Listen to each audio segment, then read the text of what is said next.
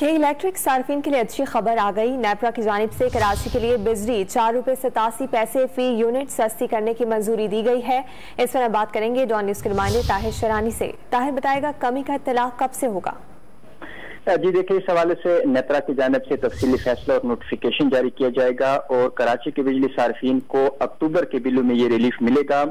के इलेक्ट्रिक की जानिब से अगस्त की माना फ्यूल एडजस्टमेंट के मद में बिजली 4 रुपये 21 पैसे फी यूनिट सस्ती करने की दरखास्त की गई थी, जिस पर आज नेपरा में समाअत हुई और नेपरा ने 4 रुपये 87 पैसे फी यूनिट कमी की मंजूरी दी है।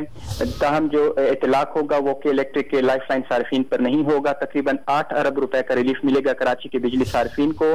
इस हवाले से जब दौरान समाअत में नेपरा हुकाम की जानिब से ये कहा गया कि के इलेक्ट्रिक अपने वसाइल से महंगी बिजली पैदा कर रही है और के इलेक्ट्रिक अपने वसाइल से 37 रुपए 38 पैसे फी यूनिट तक बिजली पैदा कर रही है, जबकि के इलेक्ट्रिक को नेशनल ग्रिड से 13 रुपए 61 पैसे फी यूनिट की बिजली मिल रही है। नेपरा की जानिब से के इलेक्ट्रिक पर जोर दिया गया कि सस्ती बिजली पैदा करने के लिए इकदाम किए जाएं। तफसीलात से आगाह करने के लिए शुक्रिया ताहिर।